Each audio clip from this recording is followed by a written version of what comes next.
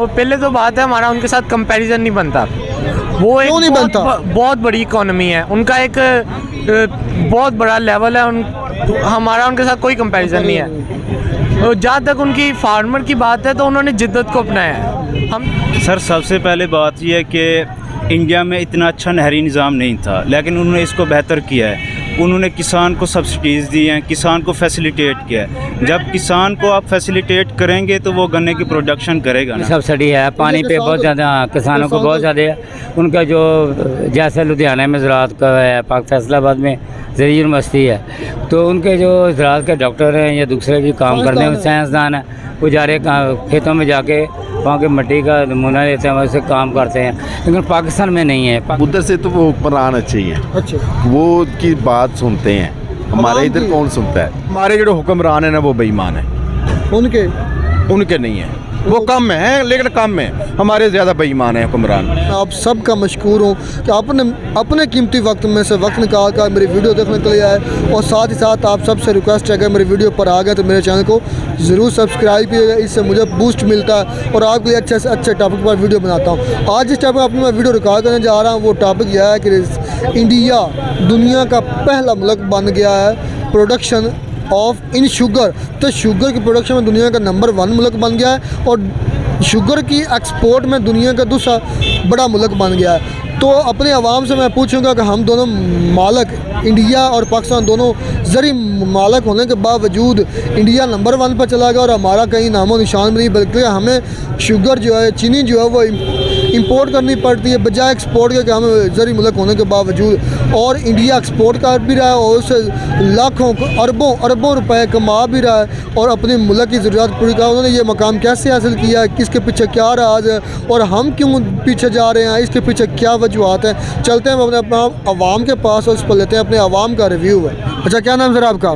मेरा नाम आदिल बाजवा। अच्छा सर, आपसे मैं क्वेश्चन ये करने जा रहा हूँ, जिस टाइप में अपनी वीडियो वो टॉपिक ये है कि देखें कि हम एक ज़री मुल्क हैं, हमारा ज़्यादातर हमारी मईशत का दारोमदार ज़राअत पर है और इसके बावजूद हमारी जो चीनी है उसकी कीमत बहुत ज़्यादा हाई है और हमारे हमसाया मुल्क में इसके मुकाबले में वो भी ज़री मुल्क जिसमें मिसाल ले लें इंडिया, उधर चीनी भी बहुत सस्ती है। क्या वजह हमारे मुल्क में इतनी महंगाई क्यों है, चीनी महंगी क्यों है हम ज़री मुल्क होने के बावजूद भी? ये कि हमारे मुल्क में ना कार्टेल्स हैं, वो जब कार्टेल्स जैसे अलीम खान होंगे, जहांगीर तरीन हो गए, कार्टेल्स जब मार्केट को कैप्चर कर लेते हैं ना, फिर जिसे हम आम ज़ुबान में कहते हैं सट्टा, फिर वो लगता है चीनी के ऊपर। जब सट्टा लगता है तो चीनी महंगी होती है।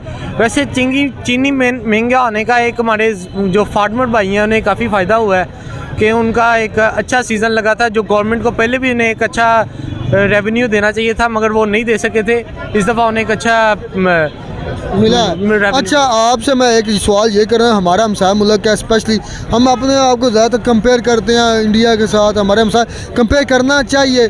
अच्छा, अगर उधर उन्होंने वो दुनिया का पहला मुल्क है, नंबर 1 मुल्क बन गया चीनी की प्रोडक्शन में, शुगर केन की प्रोडक्शन में, गन्ने की प्रोडक्शन में, और दुनिया का दूसरा बड़ा मुल्क बन गया है चीनी एक्सपोर्ट करने में, तो अगर पाकिस्तान में चीनी महंगी है, सबसे पहले तो आप मुझे बताएं कि वो भी ज़री मुल्क है, हम भी ज़री मुल्क हैं, उन्होंने इतनी कैसे तरक्की की इस मामले में और हम पीछे क्यों रह गए हैं? भाई इसमें मसला ये है कि उन्होंने ना, वो पहले तो बात है हमारा उनके साथ कंपैरिजन नहीं बनता।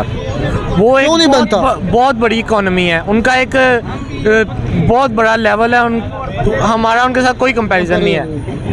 जहाँ तक उनकी फार्मर की बात है तो उन्होंने जिद्दत को अपनाया है। हमने टेक्नोलॉजी से, हमारा आज भी फार्मर है 1965 की आलात इस्तेमाल करता है, 1947 के पहले से। हम एक मेरा खुद फार्मर फैमिली से ताल्लुक़ है। एक हमने सेलिज की मशीन ऑर्डर करनी थी, इंपोर्ट करनी थी बाहर से, तो वो उसे आने के लिए हमें 600 यानी कि मुश्किलात आई, पेश आई मुश्किलात। तो इंडिया ने क्या ऐसा किया है कि जो वो आज दुनिया का नंबर 1 बन गया है अपना शुगर की प्रोडक्शन में और दुनिया का दूसरा बड़ा मुल्क बन गया है शुगर की एक्सपोर्ट में? इसकी वजह से उन्होंने एक फार्मर को अपने फैसिलिटेट बहुत किया। यहाँ फार्मर फैसिलिटेट नहीं होता। मसला ये है कि यहाँ फार्मर को अगर वो उसका आज भी देखे आप, एक किले का एक ठेका है वहाँ तकरीबन 60-70 हज़ार तक पहुँच गया है। एक मेरे सुनने में आया था कि कोई 1.5 लाख पे भी किसी जगह है। सही है। अच्छा, अगर वो दुनिया का दूसरा बड़ा एक्सपोर्टर है, चीनी एक्सपोर्ट कर रहा है, दे रहा है दूसरे मालिक करो और ज़रा मुबादला कमा रहा है, तो क्या हमें उनसे चीनी एक्सपोर्ट करनी चाहिए, इंपोर्ट करनी चाहिए, हमें लेनी चाहिए? मैं तो बिल्कुल इस हक में हूँ कि हमें चीनी इंपोर्ट करनी चाहिए, बल्कि टमाटर भी जो दीगर अशिया थी जो पहले हम इंपोर्ट करते थे, जो इमरान खान की गवर्नमेंट ने बैन की थी, मगर हमें मेरा ख्याल में हमें इंपोर्ट करनी चाहिए, क्योंकि हम बरास्ता दुबई या दूसरे ममालिक से ले रहे हैं जो कि काफ़ी हमारे इकॉनमी को डिस्टेबलाइज करता है। तो इस वजह से मेरा ये मानना है कि हमें इंडिया से लेना चाहिए। सर ये बात ये है कि हमारे ही मुल्क में जो चीज़ें हैं इधर ही हमारे काश्तकार होते है, इधर ही हमारा गन्ना है, सब इधर मिलता है, मगर हमारे जो हुक्मरान है वो ये बात करते हैं कि वो बाहर से ले, क्योंकि बाहर से टैक्स लिया जाता है, इधर से टैक्स लिया जाता है इधर से। अच्छा, इसलिए मैं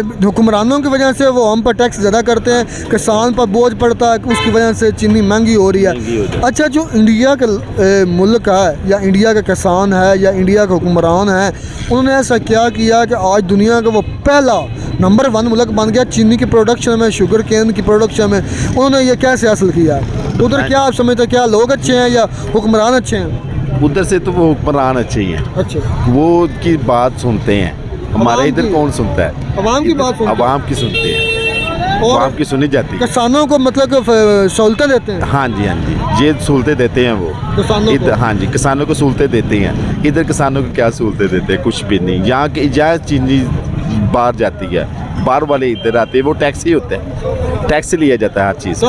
टैक्स सारा ये चक्कर टैक्स लेने के लिए है। हाँ जी, ये टैक्स लेने के लिए, अपनी जेबें भरने के लिए। जेबें भरने के लिए, जैसे करते हैं लोग। जो आ रहा है, इमरान खान आ रहा है, वो भी ऐसे कर रहा है, जो नया आएगा वो भी ऐसे करेगा। ठीक है सर। प्रॉफिट होता है वो भी छीन लेते हैं। ठीक अच्छा है ना जी। हम क्या कर सकते हैं बताओ? कुछ भी नहीं, एहतजाज भी नहीं हमें करने देते। इस्लामाबाद गए, उधर हमारे लिए पुलिस इकट्ठी कर दी राणा सलाहुल्लाह साहब ने। हाँ जी, बंद कर दिया, पूरे ब्लॉक कर दिया। पुलिस इकट्ठी हमारे लिए की ना, कंटेनर लगा दिए। कि जिस तरह दहशतगर्द आ हाँ रहे जी, हैं। दहशतगर्द आ रहे हैं। देखो ना, हमारे मुल्क में कोई इंसाफ नहीं है, कोई मसला है। देखो ना, ਹੁਣ ਅਸੀਂ पीटीआई सपोर्ट कर रहे हैं। ठीक है ना जी। ਨੂਨ ਲੀਗ ਵਾਲੇ ਜਿਹੜੇ ਸਾਡੇ ਨਾਲ ਇਤਨੀਆਂ, ਮੈਂ ਤੁਹਾਨੂੰ ਕੀ ਦੱਸਣਾ ਕਿ ਸਾਡੇ ਦੇ ਨਾਲ ਪਰਚੇ ਕਰਵਾ ਰਹੇ ਨੇ ਸਾਡੇ ਤੇ ਐਵੇਂ ਹੀ FIR ਝੂਠੇ। ਸਾਡੇ ਜਿੱਥੇ ਅਸੀਂ ਰਹਿੰਦੇ ਆ ਨਾ, ਉੱਥੇ ਮੇਰੇ ਮੁਖਾਲਫ ਜਿਹੜੇ ਨੂਨ ਲੀਗ ਦੇ ਨਾ, मैं पीटीआई सपोर्ट करता तो मेरे तो निके निके पर्चे करा रहे हैं। सर, आपसे दूसरा मेरा क्वेश्चन ये है कि हमें 75 ईयर्स हो गए हैं, मतलब कि इंडिया से लैदा हुए, बरतानिया से लैदा हुए, आज़ादी हासिल की है। 75 ईयर्स के बाद आज इंडिया, अगर मैंने देखा सर्च किया, तो वो दुनिया का नंबर 1 मुल्क बन गया है शुगर की प्रोडक्शन में, और दुनिया का दूसरा बड़ा मुल्क है एक्सपोर्ट करने में, शुगर चीनी की एक्सपोर्ट में। आप क्या समझते हैं कि उन्होंने ये जो मकाम हासिल किया है या वो जो तरक्की कर रहे हैं, इसके पीछे क्या राज है? उसके पीछे राज आप सबको लोगों को पता है क्या राज है। उसके पीछे राज ये है कि हमारे मुल्क से वो बेनिफिट उठा रहे हैं। ठीक है ना, हम हमारे मुल्क से वो नमक लेके आगे महंगा बेचते हैं। आपको पता है ये हमारे मुल्क से नमक, हमारे मुल्क में नमक होता है, बनता है ना। इधर से अल्लाह ताला की ऐसी कुदरत है कि इधर पैदा होता है, बनता नहीं है। हाँ, पैदा होता है पहाड़ों में, तो वो नमक जड़ा है ना, हमसे लेते हैं और बाहर ज़्यादा महंगा करके बेचते हैं। वो क्यों हम तो तरक्की सस्ता कर रहे हैं? देते हैं। हम वो नंबर 1 चले गए शुगर प्रोडक्शन में, क्या वजह इसकी तो हमें पता चल नहीं रहा ना। लीडर तो कभी लीडरशिप की वजह ही है ना। लीडर ही नहीं हमारे पास कोई अच्छा। और उनके पास भी अच्छा लीडर, तो वो आपको पता ही है जो है उनका लीडर। लेकिन फिर भी हमारे से अच्छे हैं वो, हमसे अच्छे हैं। हमारा हम बेईमान है या ईमानदार नहीं है, या वो हमसे ईमानदार हो गए हैं, या हार्ड वर्क है, मेहनती हैं? क्या ऐसी चीज़ है कि हम पीछे रह गए? बताता हूँ, हमारे जो हुक्मरान है ना, वो बेईमान है। उनके नहीं है, वो कम है, लेकिन कम है। हमारे ज़्यादा बेईमान है हुक्मरान। हमें वो नहीं देखना चाहते कि हमारा कोई फ़ायदा हो, हम कोई ऊपर जाएं, आप कोई काम कर लें ना, हमें नहीं चाहते वो। कि ज़ख़ीरांदोज़ी बहुत ज़्यादा है, तो बैंकों के थ्रू से ये माल लेके स्टॉक कर लेते हैं, फिर ये अपने महंगे दामों बेचते हैं। जब ज़ख़ीरांदोज़ी है उतनी, अगर सप्लाई मसला के तौर पे 100 टन की है, तो ये 80 टन में मार्केट में बेचते हैं, ताकि बाकी स्टोर में रहती है। फिर ये लेन देन स्टेबाजी है यहाँ पर। अच्छा, हमारा जो हमसाया मुल्क है इंडिया, वो अब उसकी रिपोर्ट के मुताबिक वो दुनिया का नंबर 1 मुल्क बन गया है चीनी की प्रोडक्शन में, शुगर केन की प्रोडक्शन में, शुगर की प्रोडक्शन में, और वो अपनी भी ज़रूरियात पूरी कर रहा है और दूसरे मुल्कों को भी बेच रहा है। दुनिया का दूसरा बड़ा मुल्क बन गया जो दूसरे मुल्कों को चीनी बेच रहा है या शुगर बेच रहा है।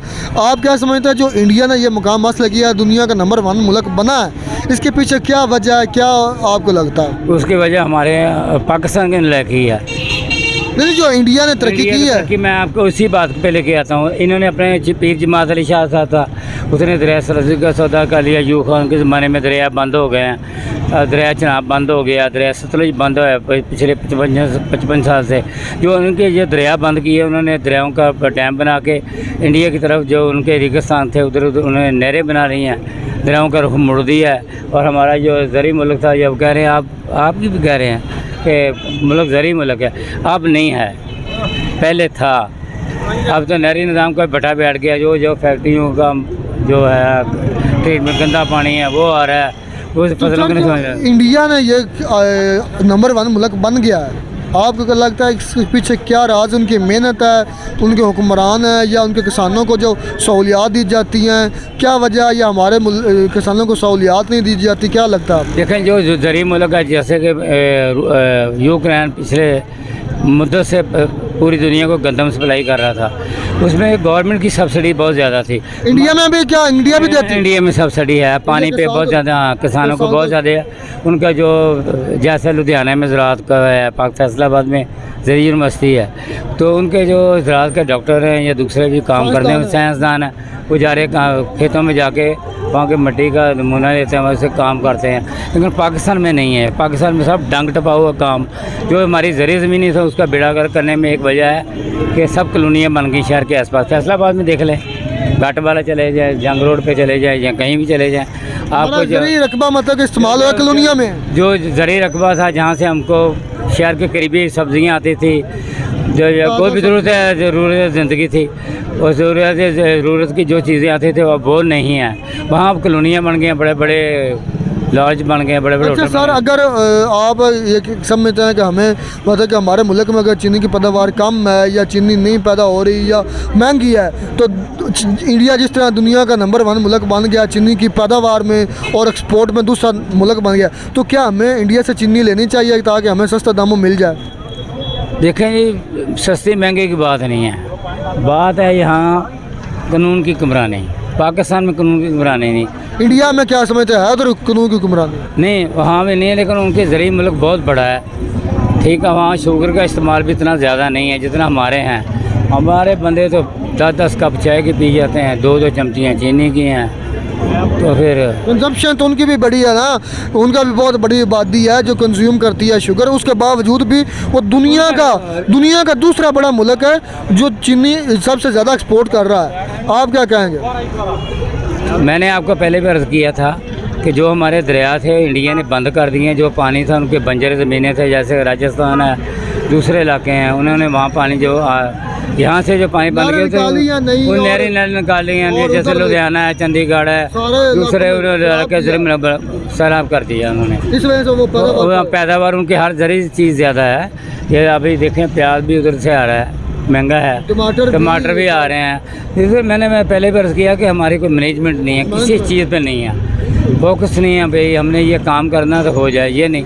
हम तो कहते हैं बस अल्लाह मालिक है, बस अल्लाह मालिक तो सारा क्यों है, लेकिन जब हम काम नहीं करेंगे तो फिर वो मालिक को ऐसे ही छोड़ देगा। अस्सलाम वालेकुम जी। इसकी जो सबसे बड़ी रीज़न ये है कि जब किसान से गन्ना लिया जाता है तो वो सस्ते दामों लिया जाता है। फिर उसके बाद जो हमारे फैक्ट्रीज़ के चीनी माफिया ये लोग होते हैं उसको स्टॉक कर देते हैं। वो फिर जो प्रोसेस करके अपना चीनी बनाते हैं, उसके बाद वो जब अपना डीलर्स के तक पहुंचती है वो मज़ीद कुछ महंगी करके देते हैं। जब डीलर्स तक बात पहुंचती है वो 5-10 मुनाफा रख के, 6 महीने साल रख के वो फिर वो स्टॉक करके फिर मज़ीद महंगी करके जो अपने जो छोटे दुकानदार होते हैं उनको देते हैं। जब छोटे दुकानदार होते हैं वो बग़ैर मुनाफे के आगे नहीं पहुँचाते, तो 5-10 वो भी बढ़ा देते हैं। फिर इसी तरह मतलब ये है कि गवर्नमेंट का चेक एंड बैलेंस नहीं है। नहीं, अगर मैनेजमेंट नहीं है। हाँ जी, अगर गवर्नमेंट हमारी छोटे दुकानदारों को पकड़ने की बजाय जो बड़े बड़े डीलर्स हैं, माफियाज हैं, डायरेक्ट उनको पकड़ ले, छोटे दुकानदार खुद ब खुद सीधे हो जाएंगे भी। जो मेन इसका ये अच्छा सर, एक और मैं आपसे क्वेश्चन करूँगा। हमारा हमसाया मुल्क है, स्पेशली बात कर लें इंडिया, वो भी एक ज़री मुल्क है। आज अगर उसकी रेटिंग देखें इस मामले में, वो इंडिया जो है वो दुनिया का नंबर 1 मुल्क बन गया शुगर प्रोडक्शन में। ब्राज़ील था पहले, अब ब्राज़ील को उसने पीछे छोड़ दिया और दुनिया का दूसरा बड़ा मुल्क बन गया जो शुगर एक्सपोर्ट कर रहा है। उनकी इतनी बड़ी आबादी है, वो अपनी आबादी का भी मतलब ज़रूरियात पूरी कर रहा है और इतनी मतलब अरबों रुपया कमा रहा है चीनी को एक्सपोर्ट करके।